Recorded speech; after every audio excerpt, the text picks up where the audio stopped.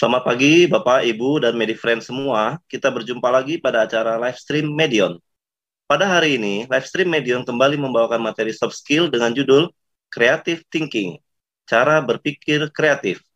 Materi soft skill ini kami bawakan dengan harapan agar bisa melengkapi pengetahuan dan hard skill yang Bapak, Ibu, dan Medifriend butuhkan di lapangan, seperti teknik komunikasi, membangun karakter yang positif, leadership, dan masih banyak lagi. Bagi Bapak dan Ibu dan Medifriend yang baru pertama kali mengikuti acara ini, kami informasikan bahwa program Livestream Medion ini diadakan dengan tujuan memberikan edukasi dan update seputar dunia peternakan, sehingga bisa menjadi sumber informasi dan juga inspirasi bagi banyak pihak. Tidak hanya para pelaku bisnis peternakan, namun juga bagi rekan-rekan akademisi. Sebelum kita mulai acara ini, perkenalkanlah nama saya, Hairul Tamsil Silalahi, SPT, dalam hal ini sebagai moderator, dan saat ini sudah bergabung bersama kita, yaitu Bapak Gito Waluyo SPT, alumni Fakultas Peternakan UGM, yang sekarang sebagai Distrik Asisten Manajer Lampung dan Metro. Kami berdua akan coba menyampaikan materi mengenai creative thinking. Apabila selama pemaparan materi nanti ada pertanyaan yang ingin disampaikan, silahkan dikirimkan via email ke cs@medion.co.id. Oke, sekarang kita masuk ke pemaparan materi.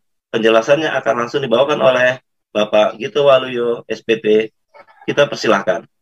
Oke, terima kasih. Assalamualaikum warahmatullahi wabarakatuh. Salam sejahtera untuk semuanya. Yang saya hormati Bapak Ibu sekalian, pada kesempatan siang hari ini saya akan menyampaikan satu materi tentang seni berpikir kreatif gitu ya.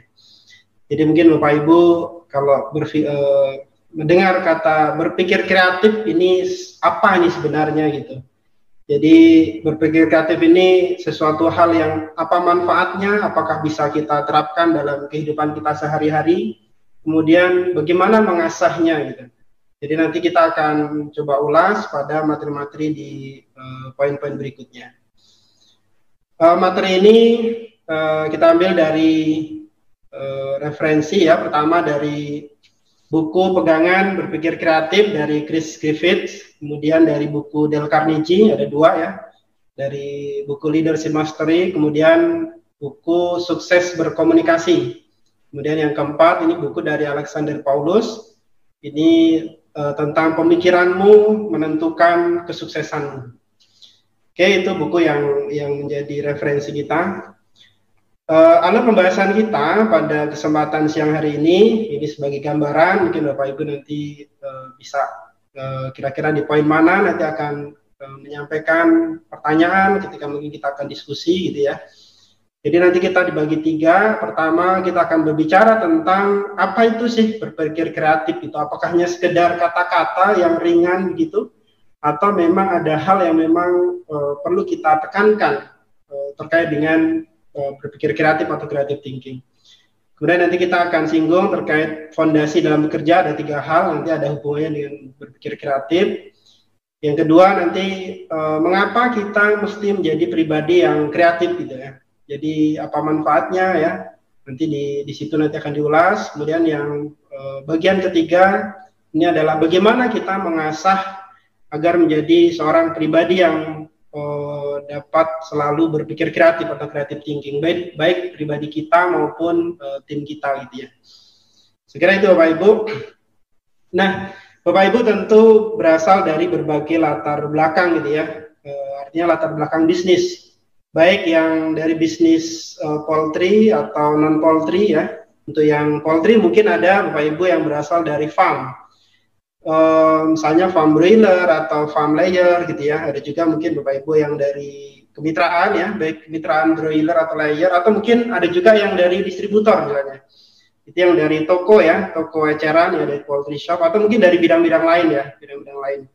Tentu kita mulai berpikir nih, apa sih sebenarnya creative thinking itu? Apakah kemudian bisa kita terapkan dalam rangka mendukung bisnis kita, atau dalam rangka mendukung untuk tim kita? Jadi kita sebagai pelaku, atau kemudian bagaimana kita membangun tim kita untuk sama-sama berpikir kreatif? Apa sih gitu? Mungkin sejenak Bapak Ibu bisa apa sih gitu ya.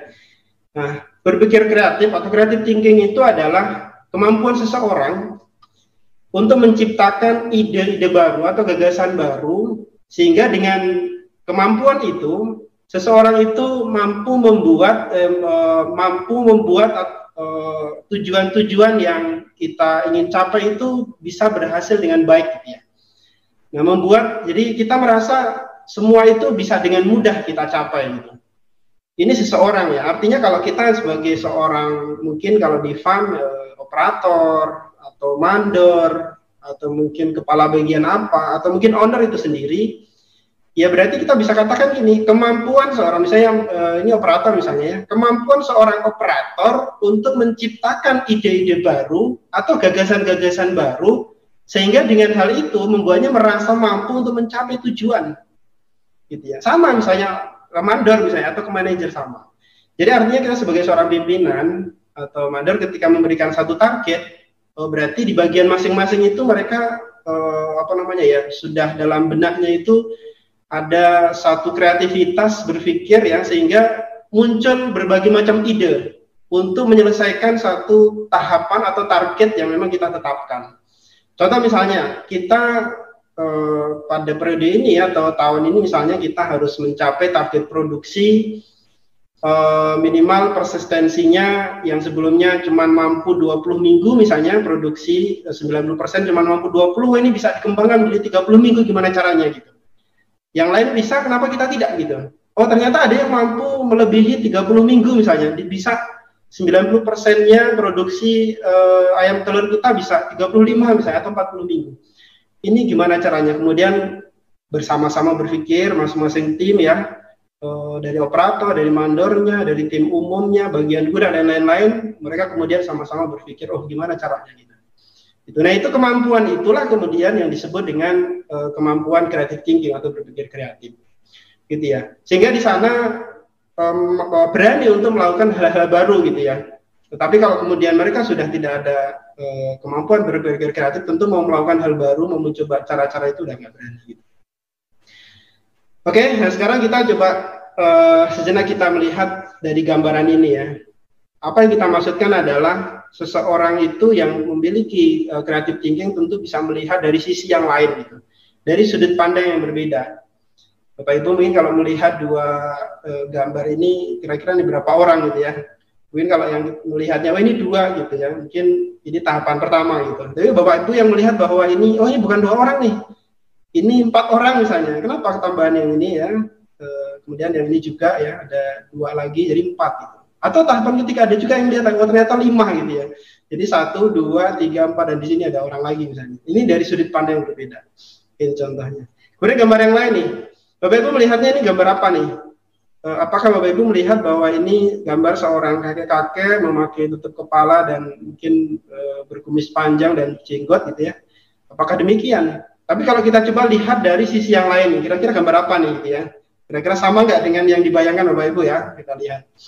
Wah ternyata ini adalah gambar seekor anjing yang sedang memegang tulang ya. Nah ini artinya sudut pandang yang berbeda. Artinya apa? Dari satu hal kita mesti melihat dari sudut pandang yang berbeda. Itulah orang-orang yang kreatif. Dan ini tentu harus dibangun. Pemikiran-pemikiran kreatif itu tentu akan bisa berjalan dengan baik atau bisa berkembang ketika memang kita dasari dengan perasaan-perasaan atau pemikiran positif. Harus positif dulu. Kalau sudah berpikiran negatif sudah mentok. Jadi sudah menghambat gitu ya. Itu namanya hambatan mental. Nah, karakternya bagaimana sih?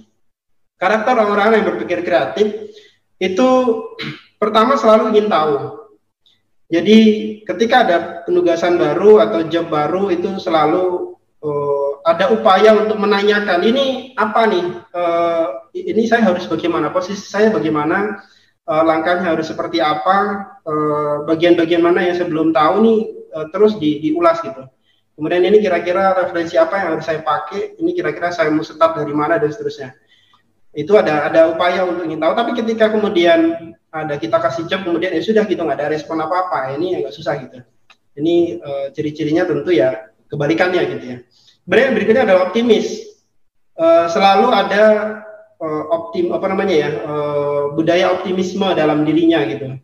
Maka kita mengingat ada satu pepatah atau moto lah ya dari seorang Napoleon Bonaparte ya, mengatakan tidak ada yang mudah tetapi tidak ada yang tidak mungkin. Jadi semua itu kemudian muncul dalam benaknya, ini pasti bisa gitu ya. Memang nggak ada yang mudah gitu, artinya butuh upaya keras, tetapi kemudian semua itu pasti mungkin terjadi gitu. Gitu ya, ini optimis. Berikutnya ini ya, ini hampir saling berikatan ya, menikmati tantangan, pantang menyerah dan melihat masalah sebagai peluang. Artinya ada tantangan yang ada di depan mata itu senantiasa ada upaya untuk gimana nih menyelesaikannya gitu. Pantang menyerah juga gitu. Misalnya ada seorang PPL ya, petugas tenaga lapangan di sebuah kemitraan, misalnya kemitraan broiler. Kita taruh si A misalnya, kita taruh pada suatu tempat yang yang lain menganggap di situ nih agak daerah-daerah rawan misalnya. Dalam tanda kutip mungkin orang-orangnya agak keras gitu ya. Tetapi di situ sebenarnya potensi berkembangnya besar karena populasinya besar misalnya. Nah, seorang yang punya budaya creative thinking ini, punya sifat ini, tentu dia akan tidak langsung menolaknya, tetapi kemudian dia, oh ini tantangan baru nih. Barangkali ketika saya ditaruh di sana, ini ada satu tahapan memang pimpinan saya ingin melihat keseriusan saya, sehingga saya bisa naik menjadi posisi yang lain yang lebih baik lagi misalnya. Nah itu makanya melihat masalah sebagai peluang. Nah di situ tentu ini tidak banyak yang bisa seperti itu gitu ya. Oke. Kemudian imajinatif. Oke, kalau kita misalnya kita sedang mengembangkan satu farm nih ya, satu farm, kita punya tanah misalnya 5 hektar gitu ya, 5 hektar. Tentu kan seseorang itu sudah mulai berpikir. Seorang owner tentu sudah punya gitu ya, tetapi kemudian timnya yang nanti akan dipercaya untuk pegang farm itu kan tidak semuanya bisa. Hanya orang-orang tertentu. Siapa yang bisa pemikirannya sama? Misalnya bosnya atau ownernya dia sudah membayangkan ini nanti akan saya bikin pagar mengeliling bentuknya seperti apa, kemudian nanti saya akan taruh kandangnya di sini, kandang DOC di sini, kandang growernya di sini gitu ya, layernya di sini, kemudian gudangnya di sini gitu ya, sudah ada bayangan gitu. Nah, kira-kira kalau Bapak Ibu lihat kira-kira berapa orang yang mampu membayangkan itu? Tentu nggak semua. Orang yang bisa membayangkan itu ada dalam benaknya, yang dia punya imajinatif, tentu itu yang bisa diajak kerja sama, dan ini orang-orang yang, oh ini kira-kira pemikirannya nih oke nih, ke depan bisa berjalan bareng. Itulah Bapak Ibu ya karakternya. Nah, untuk mendukung creative thinking itu, tentu kita harus menghindari hambatan-hambatan mental ini ya. Pertama apa? Jadi pemikiran bahwa oh itu nggak logis gitu, ini tolong dihindari gitu ya. Kegagalan itu buruk. Jadi bayangan bahwa kegagalan di depan mata itu harus kita kikis gitu ya. Kemudian mematuhi aturan, jadi hanya sekedar jalan berdasarkan SOP saja gitu ya. Ketika ada kondisi-kondisi krusial, dia nggak bisa bergerak apa-apa. Kemudian dalam benaknya ada, oh ini bukan bidang saya gitu. Nah ini pemikiran-pemikiran itu mesti dihapus gitu. Operator yang pegang misalnya, oh ini biasanya saya pegang DOC gitu, tiba-tiba dia, oh ini kayaknya dia ada peluang nih untuk dikembangkan, saya mau coba lah, kira-kira di plate bisa nggak gitu. Kemudian kalau dia bilang, enggak lah, aku bisanya di DOC aja, itu susah. Nah ini kalau dia, oh iya, saya siap gitu, saya di DOC berhasil, kemudian dipindah ke grower, oh berhasil juga, dipindah ke layer, oh berhasil juga gitu. Nah, ini ada perkembangan. Kemudian apalagi ya, meminimalkan hierarki ya, jadi jangan, oh aku bawahan nih atasan, jadi sekat itu mesti dikikis habisnya ya. Memupuk keberanian ya, kemudian gagal agar maju. Jadi artinya kegagalan itu jangan membuat dia ya jatuh gitu ya. Tapi memang ya berarti memang ada upaya untuk kemudian bangkit lagi gitu. Hal baru membuat saya bersemangat. Dan inilah orang-orang yang suka dengan tantangan. Pada dasarnya setiap orang itu sebenarnya punya kemampuan untuk berkreasi gitu ya. Dia punya kemampuan untuk menghasilkan ide. Nah ini kita sebagai seorang pemimpin tim, itu kita mesti punya pemikiran positif bahwa setiap anggota tim kita itu punya kemampuan. Kemudian bagi dirinya sendiri bahwa dia juga harus dalam dirinya itu memikirkan bahwa saya itu mampu gitu. Nah, jadi seorang pribadi dan dia kepercayaan dia terhadap orang lain bahwa orang lain pun juga mampu, ini harus sama-sama. Sehingga nanti bisa menjadi satu tim yang bagus. Jadi dia ada kemampuan menghasilkan ide baru ya. Kemudian dia punya sikap. Nah, ini tadi, jadi kemampuan untuk menerima perubahan dan sisi positifnya. Jadi ada sikap-sikap positif untuk menerima perubahan-perubahan yang ada. Kemudian proses orang kreatif tahu bahwa selalu ada cara untuk melakukan pengembangan dan perbaikan. Jadi dari sisi mana nih? Oh, dari sini nggak kurang berhasil nih. Kemudian dia evaluasi terus. Oh, saya harus ada ide lagi kemana? Oh, ini prosesnya salah, ini ada yang kurang dan seterusnya gitu. Oke, Bapak Ibu, sekarang kita tadi terkait dengan creative thinking atau berpikir kreatif. Sekarang kita coba tentang fondasi penting dalam bekerja. Apa hubungannya dengan creative thinking? Nanti ada poin di bawah yang memang itu ada keterkaitan gitu ya.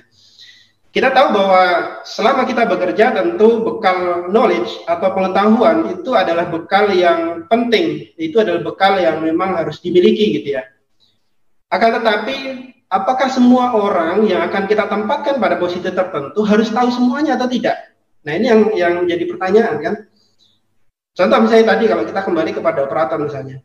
Operator DOC dia tahu paham hal-hal terkait dengan manajemen yang ada di kandang DOC gitu. Tapi ketika kita mau pindah di kandang layer, apakah dia harus tahu semuanya dulu baru kemudian kita pindah atau tidak gitu? Nah, nanti akan dibahas di bawah gitu ya. Apakah benar demikian? Tetapi itu menjadi dasar bahwa pengetahuan itu penting. Kemudian yang kedua, skill. Jadi seseorang itu mesti harus memiliki skill ya, hard skill dan soft skill. Hard skill yaitu pengetahuan teknis ya individu ya, dia tentang peternakan, yang di programmer, yang di accounting ya, yang tentang keuangan, masalah perpajakan dan seterusnya. Ini yang hard skillnya. Soft skillnya apa? Keterampilan rekayasa manusia. Jadi soft skill ini lebih ke jiwanya seperti apa gitu ya, jiwa kepemimpinan, dia mampu berkomunikasi dengan baik, memilih waktu dengan baik, kreatif ya, ini kreativitas, ini masuk dalam soft skill. Ini yang menjadi satu daya kekuatan untuk kemudian merubah yang tadinya mungkin pengetahuannya sedikit gitu, tetapi kemudian dengan kegigihannya itu mampu merubah semuanya gitu ya. Nah, maka kemudian itu dilengkapi dengan yang ketiga, attitude. Penelitian dari Harvard University itu mengungkapkan bahwa kesuksesan itu hanya 10% oleh hard skill.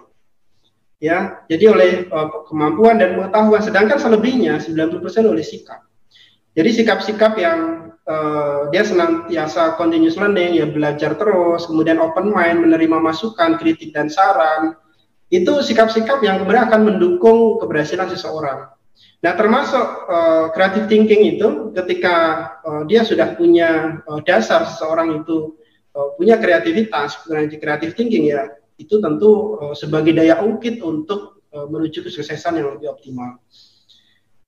Oke, Bapak Ibu, berikutnya kita masuk pada bagian kedua gitu ya. Bagian kedua ini, mengapa kita harus menjadi seorang pribadi yang kreatif gitu ya. Nah, mengapa nih? Nah, jadi Bapak Ibu mungkin tadi setelah kita bahas tentang creative thinking dan 3 fondasi dalam bekerja, kita masuk sekarang pada mengapa sih kita harus berpikir kreatif gitu ya. Nah, pertama, kita tahu bahwa perubahan ini luar biasa. Kita membutuhkan sebuah perubahan-perubahan ya. Kemudian di lingkungan kita dalam dunia bisnis itu juga sangat pesat perkembangannya ya. Dari tahun 2019, 2020, 2021 ini aja perubahannya sudah luar biasa. Sekarang ini perubahannya bukan per tahun lagi. Ya, bahkan per hari gitu ya. Jadi kebijakan-kebijakan di luar sana itu tiap hari bisa berkembang. Mungkin bukan tiap hari gitu ya. Mungkin hampir per jam itu ada sesuatu yang berubah gitu ya. Itu sangat pesat sekali. Ya, perkembangan teknologi, perkembangan demografi, kemudian fluktuasi ekonomi ya, seperti sekarang misalnya ya, harga komoditi ya, harga broiler, harga telur gitu ya. Itu juga fluktuasinya luar biasa. Harga pakan misalnya. Ini semuanya banyak perubahan gitu. Nah, kita harus hadapi ini semua kan tentu dengan strategi-strategi yang tepat. Kalau kemudian dengan adanya perubahan-perubahan itu tidak kita sikapi dengan tepat, ya itu tadi. Ini tadi kita masih pada old way gitu ya. Jadi cara-cara lama, sedangkan perubahannya ini terus berjalan ya, kita harus ada new way. Jadi cara-cara baru untuk menghadapi itu. Jangan sampai kemudian dulu enggak kok, dulu kayak gini masih oke lah, dulu nggak masalah gitu. Dengan cara ini pun hasilnya masih oke-oke aja itu. Dulu nggak terlalu banyak penyakit gitu, Nah sekarang, waduh, luar biasa, penyakit itu banyak sekali gitu ya. Bahkan sekarang program vaksin misalnya, program vaksin itu sekarang kan rapat sekali gitu. Ini ya. Jadi itulah jadi cara-cara baru yang mesti harus kita pupuk terus gitu. Ya contoh misalnya nih, jadi who wants change gitu. Jadi siapa yang menginginkan perubahan gitu ya. Jadi siapa yang mau perubahan itu siapa itu. Jadi rata-rata memang orang-orang itu mau ada perubahan. Cuman masalahnya siapa yang ingin berubah gitu. Jadi artinya siapa yang berubah itu dari pribadinya gitu. Jadi kalau perubahan itu kan secara umum ya, pengen berubah nasibnya, pengen berubah jadi lebih baik, pengen berubah yang tadinya mungkin secara produksi tidak optimal menjadi pengen optimal gitu. Tetapi masalahnya adalah apakah kita siap untuk kemudian bersama-sama melakukan perbaikan sehingga perubahan-perubahan dari masing-masing individu itu mendukung perubahan dari organisasi itu, dari unit bisnis itu, dari perusahaan itu sendiri atau tidak. Itu masalahnya gitu. Nah, sedangkan kita masih menghadapi orang-orang seperti ini. Jadi, oh ini ide bagus loh ini gitu. Cuma masih banyak yang apatis gitu ya, tidak mau bersama-sama untuk kita berkembang gitu ya. Kenapa? Karena mereka merasa saya nggak bisa loh. Ada gejolak dalam dirinya itu, aduh ini kita menjadi biasanya rutinitasnya kayak gini lah, paling tugasnya tiap hari ya datang ke kantor, kemudian buka laptop, mengerjakan ini itu selesai, tengah hari istirahat, habis itu lanjutin kerja pulang gitu. Tiap hari seperti itu gitu ya. Kalau kemudian hanya seperti itu aja, ya tentu lama-lama ya unit bisnis kita, organisasi kita akan tertinggal gitu. Sekarang misalnya seminar-seminar ya atau edukasi-edukasi sekarang sudah online seperti ini. Dulu kita tidak terpikir ya, mungkin hanya beberapa saja yang bisa melakukan. Seminar-seminar harus kita nyewa gedung yang besar gitu ya, kemudian harus mendatangkan orang banyak sekali gitu ya, itu baru bisa tersampaikan pesannya. Tapi sekarang dengan adanya perubahan COVID-19 itu ya, tentu tuntutan-tuntutan itu luar biasa. Nah kalau kita masih nggak usah lah ini selama 2 tahun kita nggak usah mengadakan seminar-seminar misalnya, wah itu ketinggalan gitu. Padahal yang lain sudah hampir tiap hari dia mengadakan ada seminar-seminar online dan seterusnya itu. Nah, ini yang tentu kita mesti perhatikan itu. Nah ini ya, jadi pemikiran dogmatis ya, doktrin yang tidak open mind ya, masih merasa ini ya rutinitas lah itu ya. Kalau ada perubahan-perubahan itu mengganggu lah, saya tidak mau ada tugas-tugas yang tambahan-tambahan 1, 2 dan seterusnya gitu. Jadi tidak mau ada job-job tambahan. Nah sehingga hal itu mengantarkan sebuah organisasi, perusahaan atau unit bisnis itu akan ketinggalan. Maka kemudian ini riset dari 100 perusahaan, ini 70% itu gagal. Yang sukses hanya 30%. Apa masalahnya? Nah, contoh ini misalnya yang 14% ini ya, ada yang warna orange dengan biru ya. Ini kurangnya sumber daya. Jadi karena sumber dayanya kurang, ya jadi itu baik. Itu penyebabnya. Kemudian yang kedua hambatan lain. Tapi yang ini yang paling besar, yang kuning dan hijau ini apa? Penolakan pekerja akan perubahan. Nah, coba bayangkan atau mungkin coba diingat-ingat dari unit bisnis kita gitu. Apakah benar memang tim kita yang tentu mungkin lebih banyak yang tidak mau berubah atau tidak mau berkembang, tidak mau mempelajari hal-hal baru? Itu apakah menyebabkan performa kita menjadi menurun atau tidak? Ini mungkin Bapak Ibu bisa dalam benak kita, bisa sama-sama kita jawab, gitu ya. Dan ternyata memang realitanya demikian gitu.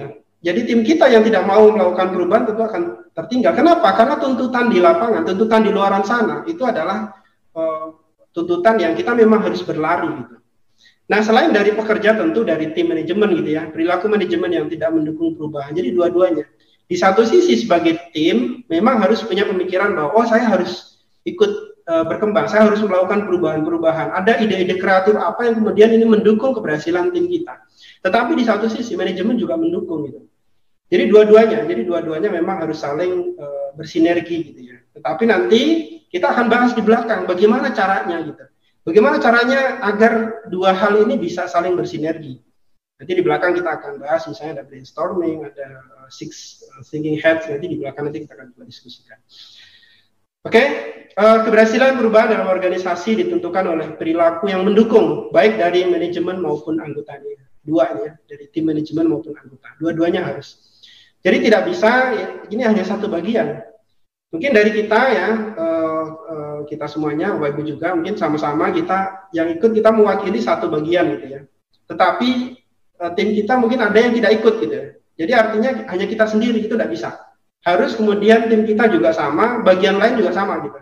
Jadi semuanya harus saling mendukung. Baik dari level paling bawah sampai level paling atas gitu ya. Itu semuanya harus saling berkontribusi. Nah, perubahan adalah kunci untuk menjaga perusahaan tetap bertahan. Nah, itu perubahan baik dari manajemen maupun anggota itu adalah kunci untuk bertahan. Nah, sedangkan kreativitas itu menjadi kata kunci untuk memenangkan persaingan. Sama-sama berubah, tetapi yang satu perusahaan mungkin kreativitasnya beda gitu ya.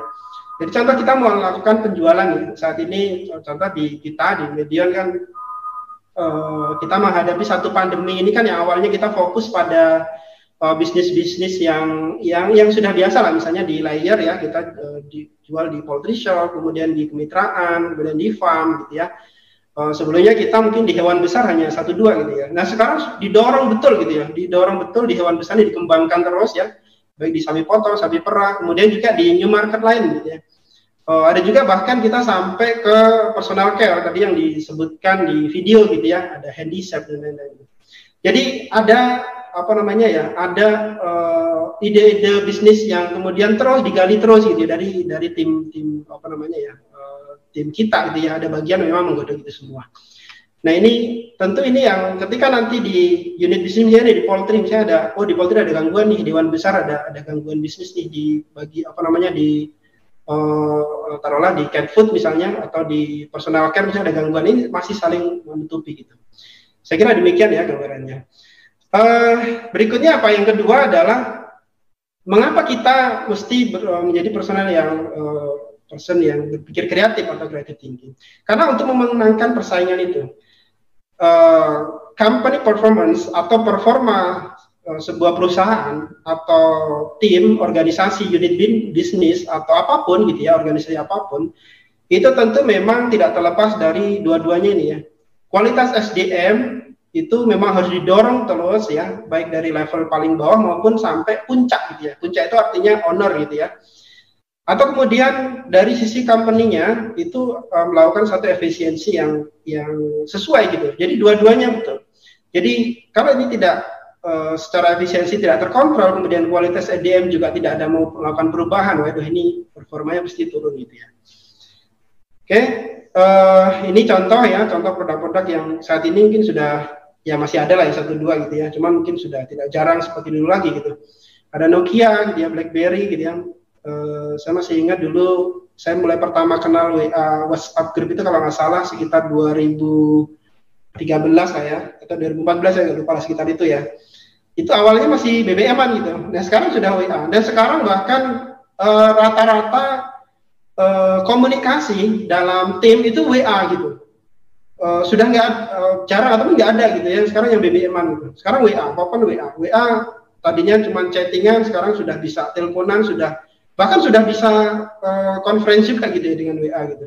Nah ini perkembangannya di sana. Nah ini foto ya Kodak ya, ini udah ketinggalan lama. Sekarang bahkan HP setiap orang sudah bisa melakukan foto ini. Ini perusahaan-perusahaan yang ya saat ini memang sudah mulai menurun lah kalau persaingan. Oke, yang berikutnya yang ketiga, apa alasannya kemudian kita mesti berpikir kreatif ya? Karena dalam rangka untuk meningkatkan kualitas pengembangan diri kita. Kalau kita kemudian tidak ada kreativitas, tentu pengembangan kita nggak optimal. Kalau kita ada kreativitas, ide-ide kreatif, ada cara-cara baru yang kemudian kita bisa lakukan, tentu kita akan lebih berkembang. Coba kita lihat, mungkin kita taruh misalnya ada beberapa mandor misalnya ya, ada mandor A, B, C, D gitu ya. Dari 4 mandor itu kira-kira mana yang performanya akan lebih bagus? Tentu kalau kita gali, tentu dia yang memiliki kreativitas tinggi. Ya, jadi dia senantiasa mengevaluasi, oh ini saya ada target sekian nih, masalahnya di mana? Oh ini masalahnya sudah ketemu nih, ini caranya bagaimana nih? Oh caranya sudah ketemu gimana caranya melakukannya gitu. Nah dan seterusnya gitu. Ada kreativitas yang kemudian untuk mendukung pencapaian itu semua. tentu secara pengembangan diri lebih berkembang, lebih optimal gitu. Artinya kalau dia ingin menaiki satu jenjang berikutnya itu lebih mudah. Nah tentu itu semuanya langkah-langkah untuk mengembangkan itu ya kita mesti jangan takut salah gitu ya. Jadi cara-cara yang kita lakukan itu selama kita yakin itu benar ya harus kita lakukan gitu. Nah kita tahu bahwa orang pintar itu lebih banyak daripada orang kreatif. Buktinya apa? Kalau kita merekrut anggota kita misalnya yang S1 gitu ya, S1 atau D3 atau SMK misalnya. Yang SMK itu yang khusus misalnya tentang SMK peternakan gitu. SMK peternakan yang memang kita fokuskan untuk operator misalnya. Nah itu ada berapa orang yang mereka sudah belajar gitu ya. Nah sedangkan kita lihat yang S1 berapa orang? S1 ada 10 orang jadi. Nah dari masing-masing jenjang pendidikan itu kita lihat yang kreatif itu pasti nggak semua gitu. Jadi 10 orang yang lulusan S1 itu yang akan bisa gesit perkembangannya itu mungkin 1 atau 2 orang gitu ya. Karena tidak semua orang bisa dengan optimal mengeluarkan daya kreativitas itu. Nah itu baru 1 atau 2 orang. Kalau semuanya 10 orang itu ternyata sama-sama orang yang kreatif, wah luar biasa itu bisa perkembangan dari perusahaan itu cepat sekali gitu.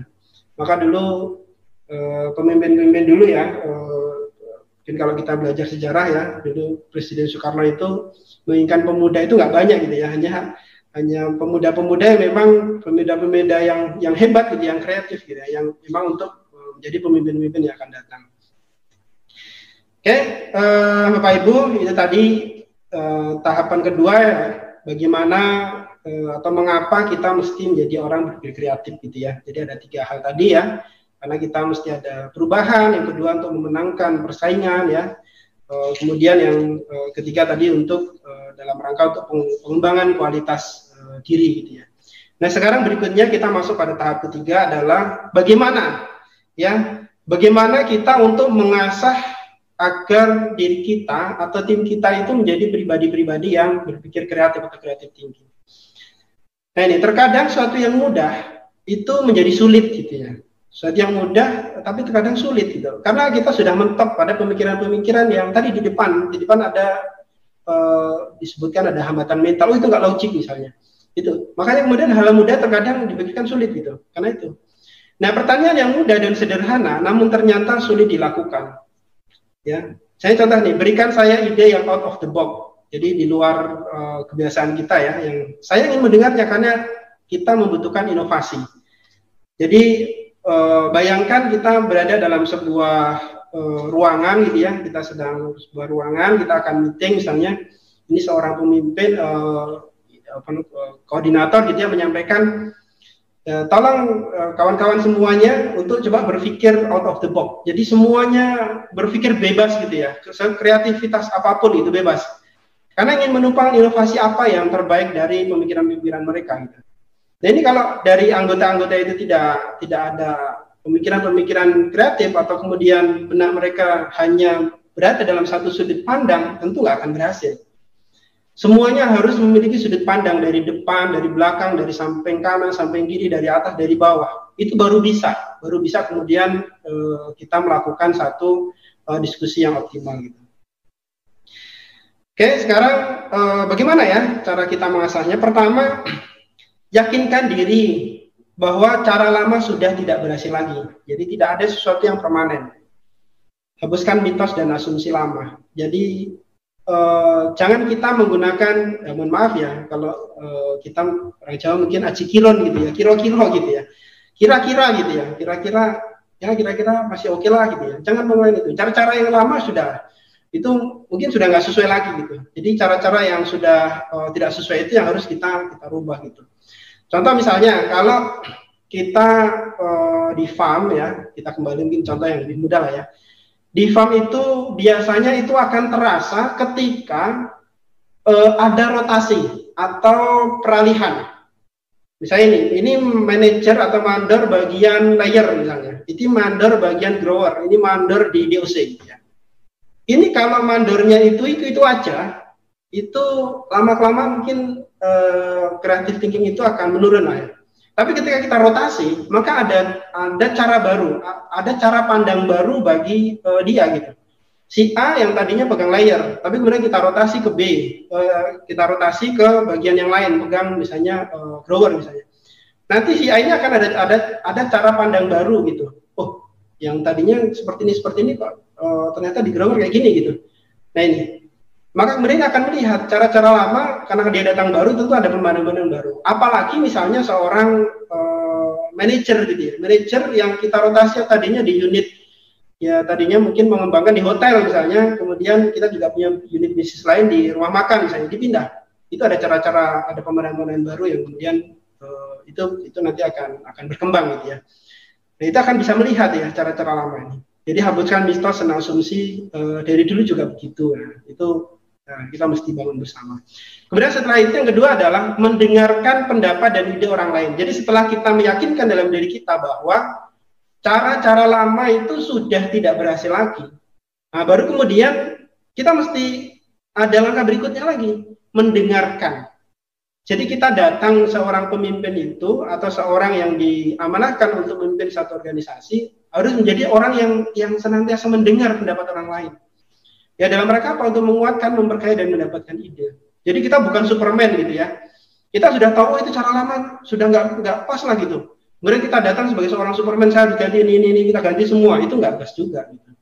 Jadi kita datang ya kita gali pendapat dari kawan-kawan kita, kan mereka yang sudah lebih lama di situ gitu. Ya dalam rangka untuk apa? Ya kita bersama-sama mendapatkan hasil yang terbaik. Gitu. Nah setelah itu nggak cukup gitu ya, nggak cukup untuk mendengarkan pendapat dari orang lain saja. Kita juga perlu untuk mencari referensi terbaru ya, yang menunjang suatu ide atau gagasan. Jadi, ini kita datang di situ, saya melihat ini cara-caranya nggak pas, kemudian kita sudah mendengarkan pendapat dari kawan-kawan kita, dari rekan-rekan kita yang berada dalam satu tim saat itu. Kemudian kita bandingkan dengan referensi yang ada. Oh, saya pernah punya buku ini yang sesuai, ini cocok nih kelihatannya. Kemudian referensi bukan hanya dari buku, misalnya kita datang ke ahlinya misalnya, ke konsultan, kita, ini saya ada masalah seperti ini, kira-kira cocok apa enggak gitu ya. Kemudian kita juga ikut misalnya pelatihan-pelatihan dan seterusnya. Ini langkah-langkah kemudian untuk mengembangkan bahwa ide-ide kreatif kita tidak berhenti gitu. Jadi terus saja gitu bisa dipupuk dengan baik. Oke, Bapak Ibu, selain itu adalah seorang yang berpikir kreatif tentu dia senantiasa outside of the box. Jadi dia berani untuk mengambil resiko ya. Jadi kenapa kita harus berani mengambil resiko? Karena itulah langkah yang terbaik untuk melakukan perubahan-perubahan menuju perbaikan yang optimal gitu. Kalau kita masih berada dalam zona nyaman, inside the box, merasa aman karena di situ tempat kita, ya susah gitu. Makanya kita harus latih. Jadi bukan hanya kita, tapi tim kita juga gitu. Harus kita latih bersama-sama. Gimana caranya biar masing-masing itu punya pemikiran untuk jangan gitu-gitu aja gitu. Sudah tahu itu salah gitu. Sudah tahu salah, kenapa mesti diulang lagi gitu. Oke, selanjutnya kita masuk pada ada dua langkah untuk pemecahan masalah ya. Berpikir kreatif dapat dipicu oleh beberapa tools. Ini salah duanya. Ini ada brainstorming dan six thinking heads. Mungkin Bapak Ibu sudah pernah mendengarkan ini ya sama-sama kita diskusi hari ini ya. Brainstorming dan six thinking heads. Pertama brainstorming. Jadi metode penyelesaian masalah yang kreatif dengan mendorong anggota kelompok untuk melemparkan ide. Jadi ini curah ide lah ya, ide dan gagasan, saling mencurahkan. Kita berada dalam makanya sering-sering ya di kantor ya, mungkin kalau yang di kemitraan di unit kemitraan yang biasanya di akhir setiap bulan sekali atau mungkin setahun 2 kali atau setahun sekali lah biasanya kan ada evaluasi.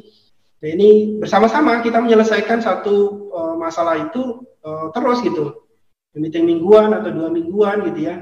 Kalau di kita biasanya kalau di Medion ya biasanya ada meeting mingguan, itu memang setiap minggu pasti ada meeting ya, meeting mingguan. Kemudian ada juga meeting bulanan, itu biasanya tim-tim yang baru. Itu kemudian ada juga meeting triwulanan, ada yang semesteran, ada tahunan juga ya. Nah ini dalam rangka apa? Ini untuk bersama-sama kita menggali ide-ide kreatif dari teman-teman kita gitu. Nah pertama apa? Tetapkan tujuan atau output yang diharapkan. Maka ketika kita mengadakan briefing, baik di farm atau bahkan di toko poultry shop pun juga perlu gitu. Jadi kalau lama kita ya, ada mungkin ya bagian depan ya, yang bagian mungkin nyiapin barang atau bagian nanti bagian keuangan, bagian di gudang gitu ya. Itu tidak pernah ada review atau refreshing atau kemudian koordinasi briefing, itu saya kira juga lama-lama jenuh juga gitu. Saya kira perlu juga untuk menggali ide-ide mereka masalah apa gitu dalam rangka untuk merefresh kembali. Ya, itu. Jadi tetapkan tujuan. Apa maksudnya? Apa maksud tujuan kita kumpul nih? Ada masalah apa atau mungkin kira-kira ada hal apa gitu yang ingin disampaikan, baik mungkin hal kendala yang dihadapi maupun peluang-peluang yang akan kita hadapi misalnya, atau peluang-peluang yang akan kita kejar misalnya. Berikan waktu bagi anggota tim untuk memikirkan ide. Jadi persilahkan mereka gitu. Persilahkan mereka untuk ya sejenak memikirkan ide dan gagasan. Bisa langsung ya secara verbal maupun mungkin dengan tulisan atau mungkin dengan apa saja caranya. Mungkin Bapak Ibu lebih paham ya dengan kondisi masing-masing lah ya. Pokoknya di situ tempat untuk mencurahkan ide dan gagasan. Tetapi tentu ada satu yang mesti kita hindari, dan ini menjadi prinsip, tidak boleh ada kritik terhadap setiap ide yang dilontarkan. Jadi jangan sampai ketika kita sedang menggali ide dan gagasan mereka, itu kita pangkas dengan kritikan atau mungkin kita langsung cut bahwa itu tidak benar gitu. Nah ini nanti akan berefek negatif. Jadi kita persilakan untuk ide dan gagasannya seluas-luasnya gitu. Makanya suasananya ya mesti kita kondisikan dengan suasana diskusi yang ramah, yang terbuka, yang kekeluargaan lah gitu ya. Mungkin bisa tidak harus formal di ruang meeting, nggak harus. Mungkin sedang kita piknik bareng atau mungkin kita sedang minum kopi bareng gitu ya, atau mungkin sedang makan bareng keluar warung tenda atau mana, macam-macam lah caranya lain-lain gitu. Ini dalam rangka yuk kita menggali ide dan gagasan dari kawan-kawan kita. Itu brainstorming ya. Jadi meeting brainstorming untuk outputnya ya kumpulan ide ya, ide dari gagasan mereka, kemudian kita bisa memetakan ide-ide mereka ya. Kemudian kita kombinasikan, kita gabungkan atau kumpulkan ide-ide itu untuk saling melengkapi. Jadi dari ide-ide itu ya kita kumpulkan. Kita hindarkan atau jangan berpikir bahwa ada satu bagian yang ini nggak mungkin lah saya adakan meeting brainstorming gitu ya. Oh jangan sampai seperti itu. Semuanya bisa dilakukan. Apa yang tidak bisa dilakukan? Contoh misalnya ekspedisi. Ekspedisi artinya yang bagian khusus pengiriman barang misalnya. Kita misalnya punya 5 atau 6 unit ekspedisi, sopir lah ya. Mereka perlu juga kita ajak bareng gitu ya, duduk bersama gitu ya, 5-6 orang ya mungkin sambil ngopi, sambil bawa gorengan, kita diskusi bareng, itu perlu juga gitu.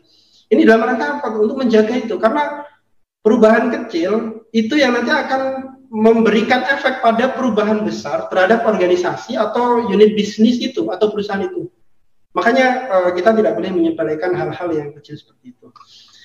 Berikutnya baru kemudian kita analisa ya. Proses analisis ini dilihat dari faktor apa saja, kesesuaian ide dengan tujuan. Misalnya ide-ide yang sudah dikumpulkan tadi, kira-kira dengan tujuan organisasi ini cocok nggak nih? Ini sesuai apa tidak? Oh mereka ada usulan, misalnya kalau kita sedang mengembangkan penjualan misalnya ya. Oh ini saya mau ide nih, jualan ini aja lah. Ada produk yang bagus nih, kelihatannya bisa dijual itu. Nah kira-kira nih sesuai nggak nih? Harus digali juga gitu. Kemudian kemampuannya cukup nggak nih? Kita ada ide sudah ditemukan nih, oh kita harus misalnya memilih ada satu ide bagus nih, oh yang tadinya mungkin kita jual hanya sekedar mungkin ke plasma ya, kita setelah ada dengan plasma kemitraan ya sudah begitu panen ya kita panggil broker yang ambil gitu ya, tapi kemudian ada ide ya sudah kita bikin RPA misalnya, RPA sendiri gitu. Nah kira-kira oh ini bagus tuh, bagus. Tapi kemampuannya cukup nggak gitu? Sesuai apa tidak gitu? Nah itu semua ya, itu contoh-contoh saya kira banyak ya. Kemudian resikonya bagaimana terhadap ide atau gagasan yang sudah disepakati itu? Ini juga harus digali juga gitu ya, resiko dan mitigasinya bagaimana. Kemudian value-nya, benefit atau keuntungannya bagaimana itu? Itu dari ide-ide yang dikumpulkan dari tim kita gitu. Oke, berikutnya Bapak Ibu, ya masuk pada Six Thinking Heads ya. Six Thinking Head itu 6 topik berpikir lah ya, 6 topik berpikir. Jadi model pemikiran yang ini dikembangkan oleh Edward de Bono ada 6. 6 ini adalah simbol atau mewakili dari ide dan gagasan dari masing-masing gitu ya. mewakili kondisi-kondisi sendiri masing-masing. Jadi ini tidak sama. Kalau kita sedang berada pada simbol putih, ya berarti semua hal yang kita ucapkan, kita keluarkan, kita sampaikan itu hal-hal yang berkaitan dengan putih. Yang merah misalnya, itu juga sama. Nah sekarang pertanyaannya apa sih gitu ya, putih merah itu apa? Gitu. Nah, kita lihat sekarang, putih. Putih ini simbol atau melambangkan sebuah fakta. Tadi kan ada 6 ya, jadi ada putih, merah, kuning, hijau, hitam ya, biru. Nah sekarang kita bicara putih. Kita bayangkan sebuah pertemuan atau meeting kecil itu kita bagi dalam 6 kondisi gitu ya, 6 kondisi. Sekarang kita sama-sama sebenarnya ini lebih tepat dari biru ya, tapi nggak masalah, ini dari putih dulu. Jadi kita sudah tetapkan satu masalahnya atau satu kasus yang akan kita bahas bersama. Tujuannya apa? Itu sudah ditetapkan. Itu ada di yang di sini, di topi biru nanti di belakang. Ini sudah kita tetapkan. Jadi langkahnya bagaimana, tujuan yang harus kita selesaikan seperti apa, kemudian durasi kita berapa lama. Itu dalam rangka untuk kita sama-sama nanti mengeluarkan ide dan gagasan sesuai dengan kondisinya, sesuai dengan simbol masing-masing. Nah, tapi putih fakta. Fakta ini apa maksudnya? Jadi ketika kita menyampaikan bahwa saat ini kita berbicara tentang fakta, jadi tidak boleh ada yang berbicara selain itu. Contoh misalnya, waduh jangan Pak, nggak usah gitu ya. Ini contoh nih, seorang direktur ingin membuat suatu unit bisnis baru berupa pembangunan breeding di wilayah Kalimantan contoh. Direktur ini ingin breeding di Kalimantan, kemudian ada yang nyeletuk nih, waduh nggak usah Pak, di sana tempatnya rawan, itu jangan. Itu dikesampingkan dulu kalau kita sedang berbicara fakta dan data gitu. Jadi dikeluarkan dari masing-masing, keluarkan datanya bagaimana nih, company-nya bagaimana, data secara kompetitor bagaimana, data customer-nya bagaimana, data wilayahnya seperti apa, akses jalannya bagaimana, kondisi iklimnya seperti apa, pokoknya data, semuanya berkaitan dengan data. Itu kalau yang kita sedang berpikir tentang topi putih, ini simbol ya. Ini metode sebenarnya, metode atau langkah untuk kemudian kita mengambil satu keputusan yang komprehensif. Maka kemudian kita pilah-pilah. Yang pertama topi putih tentang fakta. Kemudian yang kedua adalah perasaan. Nah sekarang saatnya Bapak Ibu bisa melontarkan perasaan. Ya, misalnya apa? Jadi contoh nih, khawatir bahwa market di Kalimantan ini tidak akan sebaik di Jawa sehingga hanya akan menimbulkan cost dan masalah. Ini khawatir. Ini nggak boleh data kalau ini khawatiran. Jadi dari perasaan. Jadi dari perasaan itu yang kemudian ini muncul ketika ini sekarang kita pada sedang berada pada kondisi topi merah gitu ya. Ya semua perasaan. Dari anggota tim kita misalnya ada 10 orang, coba ini kira-kira perasaan teman-teman gimana nih? Waduh saya oke nih kalau gitu. Oh saya nggak oke. Saya khawatir, saya tidak suka. Saya ini, silakan. Itu bisa dikembangkan, itu perasaan. Jadi kita kita garisin kita bungkus khusus ini masalah perasaan, sudah dilontarkan semuanya tentang perasaan. Baru kemudian yang black hat atau resiko. Kalau kita sedang berbicara tentang resiko ya, resiko apa yang terjadi ketika kita mengembangkan contoh breeding di Kalimantan itu, resikonya apa? Tetapi resiko yang berdasarkan data ya, jadi bukan resiko yang hanya berdasarkan perasaan. Kalau resiko berdasarkan perasaan ya tadi kembali ke topi merah tadi. Ini silahkan meluapkan dari pemikiran-pemikiran itu resikonya apa saja gitu. Misalnya apa? Oh sudah banyak pesaing di sana, SDM-nya sulit, investasinya besar, cuacanya panas dan lain-lain lah. Itu resiko-resiko. Itu dikumpulkan dari tim kerja kita. Itu nanti setelah dikumpulkan kita sudah dapat 3 nih ya. Pertama kita sudah mengumpulkan fakta dan data, semua hal yang berkaitan dengan fakta dan data itu kumpulkan jadi satu. Kemudian perasaan-perasaan teman-teman semuanya atau mungkin timnya kira-kira kalau kita mengembangkan itu bagaimana. Kemudian yang ketiga sudah resiko, ini sudah kita gali semua. Nah baru kemudian kita gali juga keuntungannya. Keuntungannya apa nih? Itu dari sisi topi kuningnya. Pesaing di Kalimantan belum sebanyak di Jawa. Nih keuntungannya, itu ada keuntungan. Karena di sana belum banyak, seperti di Jawa, di Jawa sudah banyak sekali. Sehingga seharusnya kita memiliki kesempatan untuk mendominasi pasar. Itu kan kelebihannya atau keuntungan yang bisa kita dapatkan. Ya. Makanya fokuslah pada positive value. Kalau negatif, kita kembali pada pengelompokan topi hitam gitu. Kalau yang topi kuning ini pada positive value-nya. Gitu ya. Nah, berikutnya apa? Sekarang kita masuk pada topi hijaunya atau kreativitasnya. Nah, kalau kita masuk pada kreativitas, nah tentu di situ semua hal yang berkaitan dengan ide-ide kreatif itu dikeluarkan sebanyak-banyaknya. Jadi tidak usah jadi jangan main perasaan gitu ya, jangan main perasaan. Tidak melulu pada positif negatif, tapi apa nih yang menjadi langkah-langkah terobosannya. Ini kreativitas dibutuhkan di sini. Untuk meningkatkan penjualan tahun pertama misalnya ada promosi-promosi. Promosi sudah muncul, nanti promosi pertama pakai solusi A misalnya, kemudian promosi nanti sudah masuk ke tahun kedua, tahun ketiga dan seterusnya. Itu ide-idenya. Atau misalnya nanti kita mesti menggali SDM dari daerah setempat, atau kemudian kita bawa SDM dari Jawa misalnya. Atau misalnya kita join dulu nih tim dengan perusahaan yang lain, macam-macam lah. Itu ide kreatif, itu dikumpulkan menjadi satu gitu. Itu kalau kita sedang berbicara tentang topi hijau atau kreativitas. Nah, berikutnya kita masuk pada proses ya. Proses ini bisa di awal atau di akhir gitu ya. Proses ini artinya apa? Kita menyimpulkan semua ide dan yang diterima dan membuat keputusan besar. Tapi di awal ini juga perlu. Blue hat-nya juga perlu. Jadi blueprint-nya itu di awal perlu disiapkan juga gitu. Makanya kemudian tadi di awal sudah saya singgung bahwa pembicaraan kita ini arahnya mau kemana? Kita mau membahas apa? Langkahnya seperti apa? Kemudian kita diberikan waktu berapa lama untuk mendiskusikan ini? Timnya siapa aja yang boleh? Kemudian nanti di akhir kita yang mendapatkan apa? Ini kesimpulan-kesimpulan ini blue hat-nya yang harus siap. Ini yang menggabungkan dari semuanya.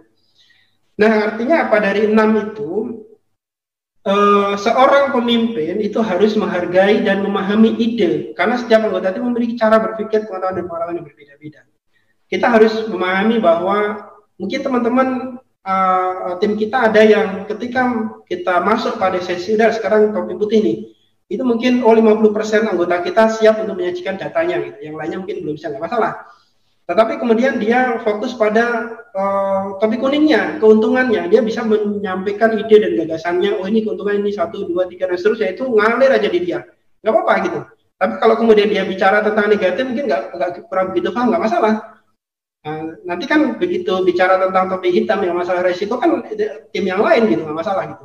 Nah, semuanya ini dikombinasikan, dikolaborasikan menjadi satu keputusan bersama, dievaluasi.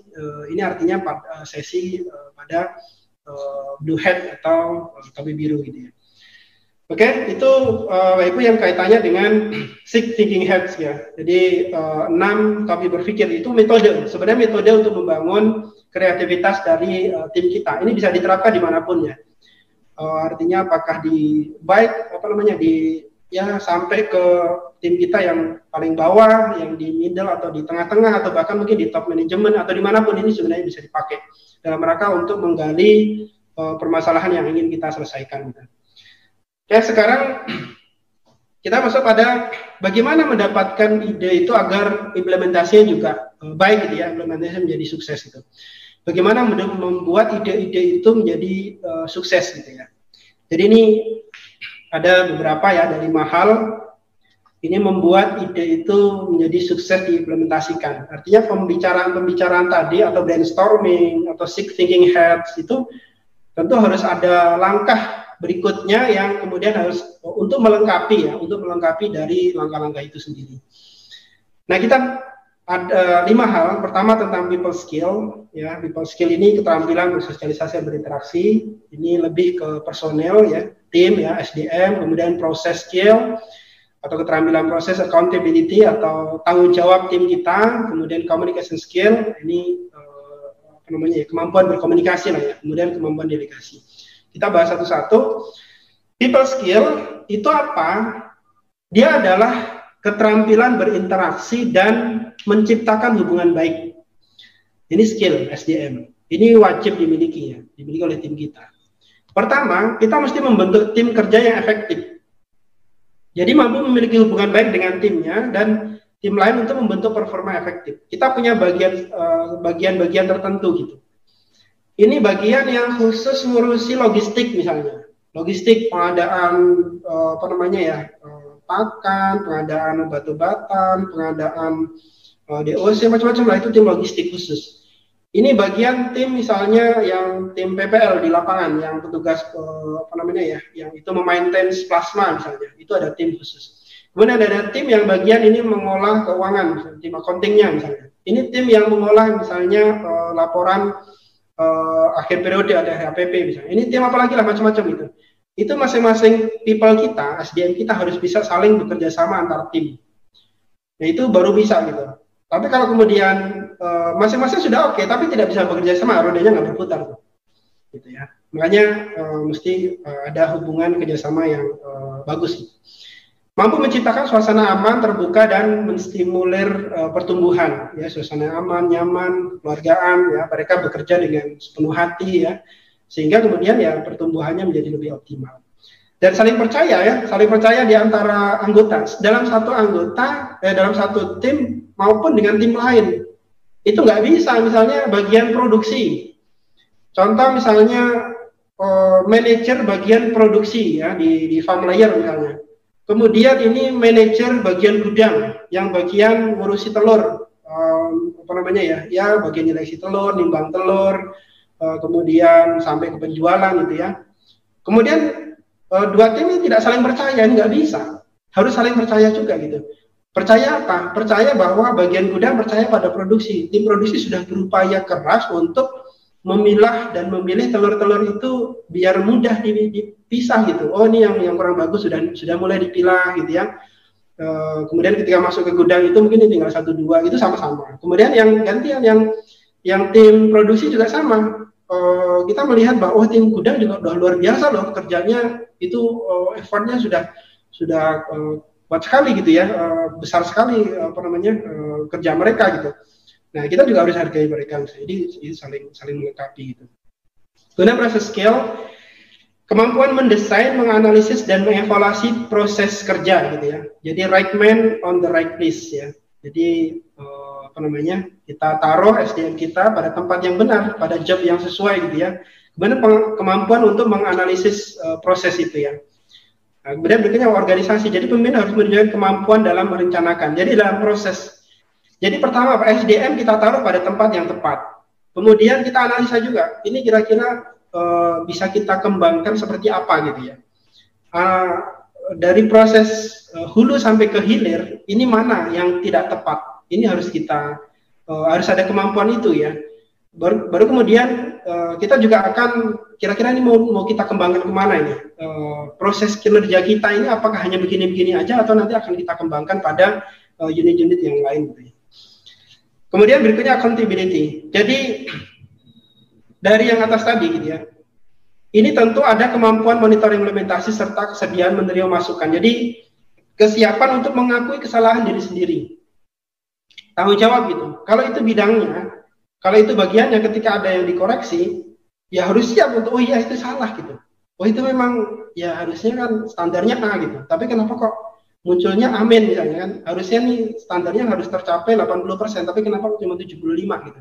Ya siap, oh iya itu memang bidang saya ini ada yang kurang gitu. Nah itu baru kemudian siap untuk melakukan perubahan gitu ya. Nah kemudian di situ ya ada sistem coaching, kemudian dukungan saling melatih gitu ya, jadi saling kerjasama untuk memperbaiki. Mengembangkan potensi karyawan dan mencapai hasil efektif ya. Pemimpin menciptakan memandu sistem dan proses pengawasan. Jadi dimonitoring terus. Jadi dimonitor dalam rangka apa? Untuk memperbaiki apa namanya dari setiap tim gitu ya. Semua harus bertanggung jawab untuk perbaikan dalam timnya masing-masing terutama gitu. Nah kemudian communication skill. Jadi kemampuan komunikasi ini ada verbal, ada non verbal. Ini yang mesti kita pahami ya. Jadi yang verbal itu ada non verbalnya itu ada body language gitu ya, ada apa namanya kontak mata, kemudian ekspresi wajah. Ini kita mesti sensitif juga gitu. Mungkin tim kita ada yang ya ketika kita berikan delegasi atau job itu mungkin hanya sekedar menyampaikan ekspresi wajah gitu misalnya, atau apa namanya gaya tubuhnya seperti apa, ini sudah menunjukkan komunikasinya. Nah itu kita harus sensitif juga, ini kira-kira kenapa nih masalahnya apa, itu harus, oh ini berarti saya harus lakukan pendekatan dan seterusnya. Yang verbal apa? Komunikasikan yang verbal seperti yang berbicara langsung atau tulisan ya, itu secara verbal. Nah, yang kita mesti tahu adalah 55% pesan itu dihasilkan oleh wajah dan tubuh ya. Jadi pesan yang dihasilkan oleh wajah dan tubuh ini 50% gitu ya. 50% ini luar biasa ya, pengaruhnya besar juga gitu. Kemudian 38% itu dari seseorang caranya berbicara. Cara berbicara. Jadi yang terakhir yang 7% itu adalah kata-kata atau isi. Isi yang mau disampaikan, ide dan gagasan yang mau disampaikan itu terkadang tidak dapat diterima dengan baik oleh lawan bicara kita karena cara menyampaikannya metode penyampaiannya tidak tepat. Gitu ya. Metode penyampaian tidak tepat. Atau kemudian ekspresi wajahnya mungkin jadi ekspresi wajah dan tubuh kita tidak sesuai. Itu terkadang juga orang juga malas gitu, makanya ini mesti disesuaikan juga gitu. Oke, ini masih ke komunikasi skill ya. Kita tahu ini prinsip-prinsip yang harus kita pahami ketika kita melakukan komunikasi gitu ya. Pertama apa? Memahami atau melihat kondisi orang lain. Kita ini pokok ini ya, ini penting ya. Jadi ketika kita sedang berbicara memang kita harus memahami atau melihat kondisinya bagaimana nih lawan bicara kita. Kalau lawan bicara kita mungkin sedang tidak baik ya sebaiknya kita mencari waktu yang tepat. Kemudian mengajukan pertanyaan, ask question ya. Kemudian don't interrupt, jangan memotong pembicaraan. Ini metode komunikasi yang memang mesti dikembangkan di dalam membangun sebuah tim yang baik gitu ya. Kemudian jangan merubah subjek pembicaraan. Ya, kemudian kendalikan emosi. Ini prinsip-prinsip yang kita mesti ambil gitu ya. Respon yang sewajarnya. Jadi kalau kita sedang berbicara ya kita tidak boleh kemudian ketika kita berbicara misalnya kita fokus bicara itu sampai selesai baru kemudian kita merubah ke pembicaraan topik yang lain. Kemudian ketika ada respon yang nggak bagus dari lawan bicara kita ya kita jangan terus emosional gitu. Jadi ya sudah mungkin dia belum paham, dia pelan-pelan aja. Jadi emosi harus tetap kita kontrol. Ya nggak masalah gitu. Dia belum paham mungkin apakah ada metode kita yang belum sesuai atau apa itu kan ya kita harus pahami juga gitu. Oke, berikutnya terakhir ini tentang delegation skill ya. Jadi agar ide-ide kita itu dapat diimplementasikan dengan baik, ini metode delegasinya juga harus tepat gitu ya. Jadi prinsip-prinsip delegasi yang efektif. Ini ada dua ya, karena delegasi itu kan ada yang memberi, ada yang menerima delegasi. Dua-duanya harus saling mendukung. Pertama apa? Sebagai seorang yang memberikan delegasi, itu harus memberikan bantuan atau konsultasi itu harus didasari oleh prinsip-prinsip positif. Artinya apa? Saya memberikan delegasi ini dalam rangka untuk misalnya saya memberikan peluang padanya misalnya si A gitu ya, saya memberikan peluang si A untuk biar dia itu bisa ada tantangan baru dan saya akan melihat kira-kira dia bagaimana nih kalau saya tempatkan pada job yang lain. Kalau dia bagus nanti akan saya angkat misalnya. Itu positif.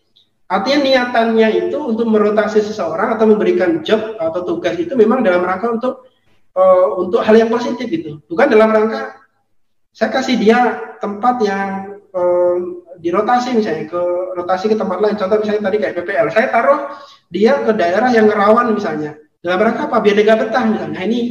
Ini nggak bagus gitu ya, nggak tepat gitu. Tapi ini mesti positif. Dalam rangka tujuan untuk perkembangan bersama. Sebagai penerima delegasi juga sama. Jadi mesti melihat delegasi sebagai langkah untuk maju. Jadi ketika saya dikasih job ini, saya yang biasanya ditaruh di daerah yang mungkin di situ plasmanya enak, baik ya diajak komunikasi gampang gitu ya, populasinya juga besar. Tiba-tiba kemudian saya ditaruh di tempat yang populasinya atau orang-orangnya ya dalam tanda kutip mungkin agak kasar, kemudian diajak komunikasi susah gitu ya. Tapi kemudian sebagai orang yang dikasih delegasi dia sudah ada positif dulu. Oh, barangkali saya diberikan tugas ini memang dalam rangka untuk menguji saya. Kalau ini oke, kelihatannya nih ada peluang untuk bisa berkembang misalnya. Ini jadi harus ada positif. Nah berikutnya apalagi? Jadi menyampaikan aturan dan tata tertib yang jelas. Jadi aturan dan tata tertib yang disampaikan itu jelas ya, terperinci dengan baik gitu. Kemudian sebagai penerima yang mengetahui tujuan dan harapan proyek atau tugas yang akan diberikan. Mengetahui kemampuan dan keterampilan tim ya, kita mesti tahu juga. Jadi orang yang akan kita kasih job itu kemampuannya bagaimana gitu, keterampilannya sesuai apa tidak. Kalau tidak ya susah, nanti dia tidak muncul ide-ide kreatifnya gitu. Jadi ide-ide kreatifnya nanti tidak akan optimal, tidak akan berkembang dengan baik gitu ya. Kenapa? Karena kemampuannya mungkin memang secara ukuran standarnya jauh gitu ya. Ya itu juga kita mesti lihat juga gitu. Kemudian sebagai yang diterima kinerja juga begitu dapat job, baru kemudian dia mesti ada belajar juga standar kinerja saya apa, standar key performance indikatornya apa, standar performance atau nilai raport yang harus saya hasilkan itu seperti apa, targetnya bagaimana, itu dia harus tahu standar kinerjanya. Kemudian berikutnya adalah proses pendelegasian harus adil. Artinya apa? Equal opportunity gitu. Jadi punya kesempatan yang sama, equal, sama semuanya. Jadi harus adil. Kalau sama-sama jobnya, sama-sama posisinya A, B, C, D, E itu sama posisinya, ya semuanya punya kesempatan yang sama. Tinggal siapa yang lebih berprestasi itulah yang bisa mendapatkan kesempatan yang lebih cepat. Oke ya, kemudian mendapatkan otoritas yang memadai. Jadi orang-orang yang diberikan kesempatan untuk mendapat delegasi itu dia mendapatkan otoritas yang memadai. Jadi dia memang tugasnya itu, ini sudah tanggung jawabmu, otoritasmu ini misalnya kan, ya sudah itu dikembangkan dengan optimal. Oke, untuk memupuk motivasi bagi orang-orang yang memang mendapatkan delegasi itu, ya kita harus ini, pertama kolaborasi. Jadi motivasi jika terinspirasi untuk kerjasama. Jadi masing-masing ada kerjasama, diberikan kesempatan untuk sama-sama kita membangun kesuksesan. Saya taruh kamu di tempat, misalnya saya taruh kamu di yang tadinya di Jawa, kemudian ditaruh di luar pulau misalnya. Ini ya harus sama-sama untuk dalam rangka untuk kolaborasi. Kamu punya kemampuan itu dan kamu bisa di sana gitu. Ya, ini kerjasama untuk dalam rangka biar kita sukses bersama gitu. Penjualan kita juga di Jawa sukses, di luar pulau juga sukses, sama-sama sukses gitu. Kemudian konten termotivasi ketika mereka memahami bagaimana pekerjaan mereka dapat menambah nilai bagi perusahaan. Kalau mereka tahu ya, tambak lah ya, apa manfaatnya bagiku ya. Bagiku itu artinya bagi dia sendiri maupun bagi perusahaan. Itu juga artinya dia lebih bisa termotivasi. Kemudian termotivasi ketika mereka memiliki pilihan atau otonomi. Terkadang memang orang-orang itu dia lebih semangat memang ya ini saya punya kapasitas dan punya kemampuan dan saya punya kewenangan untuk melakukan kebijakan ini. Jadi biasanya lebih termotivasi gitu. Oke, itu delegation skill ya. Oke, Bapak Ibu. Kira itu ya pembahasan kita di 3 tahapan ya. Tadi what, why, how ya. Jadi apa itu berpikir kreatif, kemudian mengapa kita harus berpikir menjadi pribadi yang kreatif, kemudian bagaimana caranya untuk mengasah pribadi-pribadi yang kreatif ya. Nah, sekarang kita masuk pada kesimpulan bahwa creative thinking itu adalah merupakan skill untuk menciptakan ide atau gagasan gitu ya, ide atau gagasan ya. Tadi di awal kita sudah sampaikan. Kemudian 3 fondasi penting tadi apa ya? Skill ya, knowledge, attitude ya. Attitude ini yang berperan 90% ya. Ada skill, knowledge, attitude. Kemudian 3 poin penting yang untuk mendukung kreativitas ya, pemikiran-pemikiran kreatif ya, terbuka untuk melakukan perubahan ya, kemudian memenangkan persaingan untuk meningkatkan kualitas pengembangan diri ya, 3 hal penting yang kita mesti pahami. Berikutnya cara untuk mengembangkan ide kreatif yang caranya apa? Tadi ya, ada brainstorming, ada thinking heads ya, tadi ada topi putih, topi merah, topi hitam, topi kuning ya, topi hijau, topi biru, nah masing-masing itu simbol apa? Itu dalam rangka proses atau alur dalam pengambilan keputusan.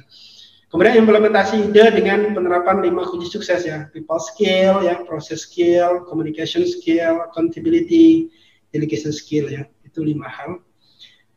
Oke, ini saya kira sama ya, ini sama di pengulangan. Oke Bapak Ibu, saya kira demikian yang bisa saya sampaikan. Kurang lebihnya mohon maaf, mungkin ada hal-hal yang didiskusikan ya, kemudian kita bisa saling melengkapi. Selanjutnya waktu saya kembalikan kepada moderator, kepada Bapak Hairul, dipersilakan. Baik, terima kasih Bapak Gito Waluyo SPT yang telah memberikan paparan yang sangat luar biasa. Semoga bisa menambah wawasan dan juga bisa memberikan inspirasi untuk Bapak dan Ibu. Dan MediFriend, bagaimana cara untuk menggali ide-ide baru, cara untuk menyelesaikan permasalahan yang terjadi dengan pendekatan yang berbeda dan lebih efektif. Sebelum kita tutup, seperti episode live stream sebelumnya, hari ini kami juga akan mengadakan giveaway. Caranya bagaimana? Bapak dan Ibu dan MediFriend semua cukup menjawab pertanyaan seputar topik yang akan kita posting hari ini di IG Story.